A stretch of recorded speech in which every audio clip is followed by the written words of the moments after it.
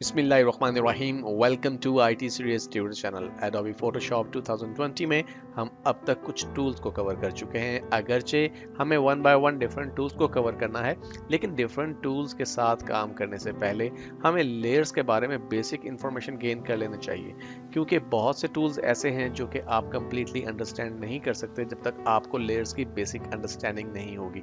तो आइए देखते हैं कि लेयर्स किस तरह से काम करती हैं और क्या होती हैं। तो मैंने यहाँ पे एडोबी फोटोशॉप में एक न्यू डॉक्यूमेंट क्रिएट करना है, तो इसके लिए मैं फाइल मेन्यू में जाके न्यू के ऑप्शन को सिलेक्ट करता हूँ और मुझे जो डॉक्यूमेंट क्रिएट करना है उसके विड्थ और हाइट की डायमेंशन मुझे सेट करनी है।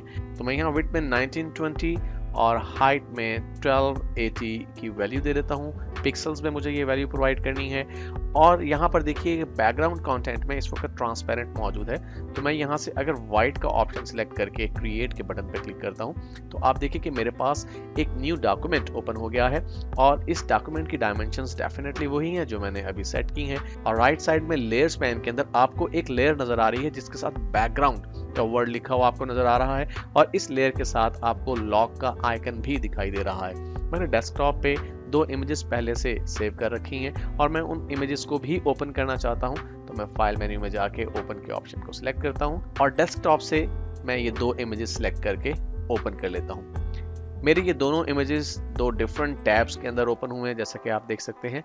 अब इन इमेजेस को मैं ड्रैग करके अपने इस डॉक्यूमेंट में शामिल करना चाहता हूं। तो इसका आसान तरीका यह है कि जिस इमेज को आप शामिल करना चाहते हैं पहले उसके टैब को एक्टिव टैब के तौर पर सिलेक्ट कीजिए और फिर आपने मूव टूल को सिलेक्ट करना है और मूव टूल को सिलेक्ट करने के बाद उस इमेज पे क्लिक कीजिए। माउस का लेफ्ट बटन प्रेस रखते हुए आपने अपने कर्सर को ड्रैग करना है और जब आपका कर्सर इस ब्लैंक डॉक्यूमेंट पे आ जाए तो अब आपने अपने कर्सर को इस कैनवस पे लाना है और सिंपली माउस का लेफ्ट बटन छोड़ देना है। ऐसा करने से आप ये देख रहे हैं कि ये इमेज हमारे पास इंसर्ट हो गया है हमारे इस न्यू डॉक्यूमेंट में। और राइट साइड पे आप देख सकते हैं कि लेयर्स के पैन में हमें दो लेयर्स दिखाई दे रही हैं और इसी तरह से मैं दूसरे इमेज को भी इंसर्ट कर लेता हूं अपने इस डॉक्यूमेंट में। तो सिंपली मैं माउस का लेफ्ट बटन प्रेस करके ड्रैग करता हूं और ड्रैग करने के बाद अपने इस टैब पे आता हूं और टैब पे आने के बाद सिंपली मैं अपने कर्सर को मूव करता हूं कैनवस पे और माउस का लेफ्ट बटन छोड़ देता हूं। और इस तरह करने से आप ये देख रहे हैं कि हमारा ये दूसरा इमेज भी इंसर्ट हो चुका है हमारे इस डॉक्यूमेंट में। और लेयर्स के अंदर आप देख सकते हैं कि अब हमारे पास तीन लेयर्स हैं, बैकग्राउंड, लेयर 1 और लेयर 0। तो मैं सबसे पहले तो इस इमेज की डायमेंशन को थोड़ा सा सेट करता हूं। ओके, लीजिए अब यहाँ पर तीन लेयर्स मौजूद हैं और मैं अपने इन दो डॉक्यूमेंट्स को सिंपली क्लोज कर देता हूं क्योंकि इन इमेजेस को मैं लेयर्स के तौर पर इंसर्ट कर चुका हूं अपने इस डॉक्यूमेंट में। एडोबी फोटोशॉप में लेयर हम बहुत कॉमनली यूज करते हैं और लेयर्स की सबसे खास बात यह है कि आप जिस लेयर को सिलेक्ट करते हैं, जिस लेयर के साथ वर्किंग करते हैं, आपके काम का इफेक्ट सिर्फ और सिर्फ उस पर्टिकुलर लेयर पे आता है, बाकी लेयर्स उससे इफेक्ट नहीं होती। मिसाल के तौर पे इस वक्त आप देखिए कि हमारे पास तीन लेयर्स हैं, इनमें से एक बैकग्राउंड है और दो एक्चुअल लेयर्स हैं। अगर इन लेयर्स के लेफ्ट साइड पे बने हुए इन आइकन्स पे मैं क्लिक करूं, ये आई आइकन पे, तो आप देखेंगे कि ये लेयर हिडन हो गई हैं। ये लेयर्स एग्जिस्ट तो कर रही हैं लेकिन अब हमें कैनवस पे दिखाई नहीं दे रही। अगर मैं इस बैकग्राउंड की विजिबिलिटी भी खत्म कर दूं तो हमें ट्रांसपेरेंट बैकग्राउंड नजर आ रहा है। मैं दोबारा से बैकग्राउंड को सिलेक्ट कर लेता हूं और अब अगर मैं किसी एक लेयर को सिलेक्ट करूं, लेट्स से कि मैं लेयर 1 को सिलेक्ट करता हूं और इसकी विजिबिलिटी को मैं एनेबल कर देता हूं और इस तरह से दूसरी लेयर की विजिबिलिटी को भी मैं एनेबल कर देता हूं। अब इन लेयर्स में आप ये देखिए कि इस वक्त सिलेक्टेड लेयर कौन सी है। सिलेक्टेड लेयर तो लेयर 1 है जो कि ये लेयर है, लेकिन आप देखिए कि आपको कौन सी लेयर के कंटेंट्स दिखाई दे रहे हैं। ये चीज़ इंपॉर्टेंट है कि आपके लेयर्स की स्टैकिंग किस तरह से की गई है। जो लेयर किसी दूसरी लेयर के ऊपर मौजूद होगी वही हमें दिखाई देगी अगर उस लेयर के कंटेंट नीचे वाली लेयर के कंटेंट से बड़े या उसके बराबर हैं। इससे क्या मुराद है, मैं सबसे टॉप पे नजर आने वाली लेयर को सिलेक्ट करता हूं और सिंपली कंट्रोल टी प्रेस करता हूं। कंट्रोल टी की मदद से आपके इस लेयर के ऊपर फ्री ट्रांसफॉर्मेशन टूल एनेबल हो जाता है। इसकी मदद से आप किसी भी एलिमेंट के साइज को चेंज कर सकते हैं और आप देख रहे हैं कि इस इमेज के इतराफ में मुझे रिसाइजिंग हैंडल्स नजर आ रहे हैं। तो अगर मैं इनमें से किसी भी रिसाइजिंग हैंडल पर कर्सर लेकर आऊं और सिंपली इस माउस का लेफ्ट बटन प्रेस करने के बाद अगर मैं ड्रैग करूं इसे, तो आप देख रहे हैं कि इस लेयर का जो साइज है या इस इमेज का जो साइज है वो रिड्यूस हो रहा है।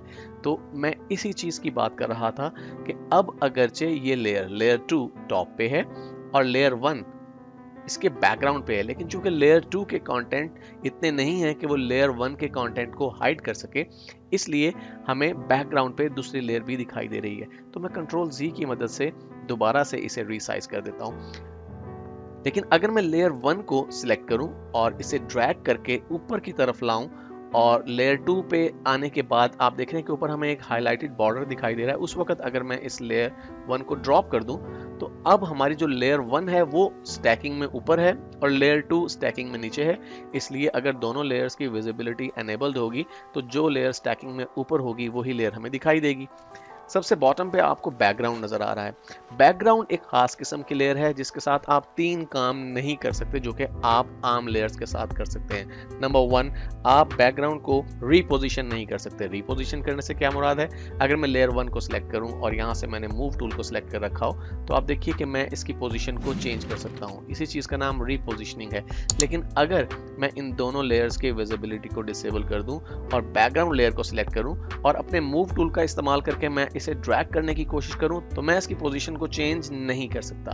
दूसरी चीज जो आप बैकग्राउंड लेयर के साथ नहीं कर सकते वो ये कि आप इसके स्टैकिंग ऑर्डर को चेंज नहीं कर सकते। अगर मैं इसे ड्रैग करके ऊपर लाऊं और यहाँ पे लाके छोड़ूं तो आप देख रहे हैं जो मेरा कर्सर है इसके साथ मुझे क्रॉस का साइन दिखाई दे रहा है। इट मींस कि मैं इस बैकग्राउंड लेयर के स्टैकिंग ऑर्डर को चेंज नहीं कर सकता। और तीसरी चीज ये है कि मैं अपने बैकग्राउंड की ट्रांसपेरेंसी को कंट्रोल नहीं कर सकता। एक्चुअली हम अपने लेयर्स की ट्रांसपेरेंसी को कंट्रोल कर सकते हैं। इस वक्त देखिए लेयर 1 टॉप पे है जिसके कंटेंट्स हमें दिखाई दे रहे हैं। अगर मैं अपनी इस लेयर की ट्रांसपेरेंसी को कम करूं तो इसके बैकग्राउंड पे मुझे जो दूसरी लेयर है उसके कंटेंट्स भी दिखाई देंगे। आप यहाँ पे देख रहे हैं ओपेसिटी इसकी फिल वक्त 100% है जबकि मैंने लेयर 1 को सिलेक्ट कर रखा है। अगर मैं इसकी ओपेसिटी को यहाँ से कम करूँ तो आप देखिए कि अब आपको बैकग्राउंड पे मौजूद जो दूसरी लेयर के कंटेंट्स हैं वो भी दिखाई दे रहे हैं। लेकिन अगर हम बात करें बैकग्राउंड लेयर की तो आप देखिए कि इसकी ट्रांसपेरेंसी डिसेबल्ड है। मींस हम इसकी ट्रांसपेरेंसी को चेंज नहीं कर सकते। तो अगर किसी भी वक्त आप अपनी बैकग्राउंड लेयर को सिंपल लेयर में कन्वर्ट करना चाहते हैं तो इस लेयर के साथ बने हुए इस लॉक आइकन पे क्लिक कीजिए। ये लॉक आइकन डिसअपीयर हो जाएगा और आप देखिए फौरी तौर पे आपके इस लेयर का नाम लेयर 0 रख दिया गया है, बैकग्राउंड से चेंज हो गया है। अब आप अपनी इस लेयर के साथ वो तीनों टास्क परफॉर्म कर सकते हैं, यानी इसे रीपोजिशन कर सकते हैं, इसके स्टैकिंग ऑर्डर को अगर आप चेंज करना चाहें तो कर सकते हैं और इसी तरह से आप इसकी ट्रांसपेरेंसी को भी कंट्रोल कर सकते हैं जैसा कि किसी भी लेयर को आप कर सकते हैं। तो मैं दोबारा से स्टैकिंग ऑर्डर को चेंज करता हूं और लेयर 2 को मैं लेयर 0 से ऊपर ले आता हूं और इन दोनों की विजिबिलिटी को मैं एनेबल कर देता हूं। किसी भी वक्त किसी भी लेयर को अगर आप डिलीट करना चाहें तो सिंपली उस लेयर पे क्लिक कीजिए। जब वो लेयर एक्टिव लेयर हो चुकी है तो माउस का लेफ्ट बटन प्रेस रखते हुए अगर आप इसे ड्रैग करेंगे तो देखिए कि आपका आइकन जो है वो कुछ क्लोज फिस्ट की शक्ल इख्तियार कर लेगा। उस वक्त अगर आप डस्टबिन के आइकन पे आके माउस का लेफ्ट बटन छोड़ देंगे तो आपकी ये लेयर डिलीट हो जाएगी। मैं कंट्रोल Z की मदद से इसे अनडू कर सकता हूँ। किसी भी वक्त एक न्यू लेयर क्रिएट करने के लिए आप यहाँ पे प्लस आइकन पे क्लिक कीजिए और आपको एक न्यू लेयर प्रोवाइड कर दी जाएगी जिसका नाम बाय डिफॉल्ट नंबर्स में लेयर 3 है। आप किसी भी वक्त किसी भी लेयर का नाम चेंज कर सकते हैं। मिसाल के तौर पे आप इस लेयर पे कुछ टेक्स्ट इंसर्ट करना चाहते हैं और कोई मीनिंगफुल नाम इसे देना चाहते हैं तो सिंपली आप इस पे डबल क्लिक कीजिए। ऐसा करने पे इसका नाम हाईलाइट हो चुका है। अब आप इसका नाम चेंज करना चाहें तो कर सकते हैं। For example my favourite cat. Okay, अब आपकी लेयर का नाम माय फेवरेट कैट हो चुका है और इस लेयर पे आपने कंटेंट्स कब इंसर्ट करने हैं ये चीज़ बहुत इंपॉर्टेंट है कि किसी भी लेयर पे जब आप काम करें तो उस लेयर को पहले सिलेक्ट कर लीजिए। तो माय फेवरेट कैट को मैंने सिलेक्ट कर रखा है और अब अगर मैं टेक्स्ट इंसर्ट करना चाहता हूँ तो हमारे पास यहाँ पे टेक्स्ट टूल मौजूद है। सिंपली मैं इस पर क्लिक करता हूँ और इस पर क्लिक करके यहाँ से हॉरिजॉन्टल टाइप टूल को सिलेक्ट कर लेता हूँ। इस तरह से मेरे कर्सर की शेप चेंज हो जाएगी और मैं जहाँ पे भी क्लिक करूंगा वहाँ पे लॉरम इप्सम यानी सैंपल टेक्स्ट इंसर्ट कर दिया कि डेफिनेटली मैं इस टेक्स्ट को किसी भी वक्त चेंज कर सकता हूं, इसके कलर को, इसकी पोजीशनिंग को। लेकिन फिल वक्त हम इस टेक्स्ट को चेंज नहीं करेंगे। सिंपली मैं मूव टूल को सिलेक्ट करता हूं और देखिए कि आपके पास ये लॉरम इप्सम टेक्स्ट इंसर्टेड है। अब अगर मैं यहाँ पे लेयर 2 को सिलेक्ट कर लूँ और लेयर 2 को सिलेक्ट करने के बाद कोई भी एक्टिविटीज लेयर 2 के साथ परफॉर्म करूंगा तो हमारी जो टेक्स्ट लेयर है वो इफेक्ट नहीं होगी, लेयर 1 इफेक्ट नहीं होगी। तो फोटोशॉप में ये कॉन्सेप्ट बहुत इंपॉर्टेंट है कि लेयर्स किस तरह से काम करती हैं। लेयर्स इंडिपेंडेंटली काम करती हैं, यानी एक लेयर के ऊपर आप जो काम करते हैं उससे दूसरी लेयर्स इफेक्ट नहीं होती।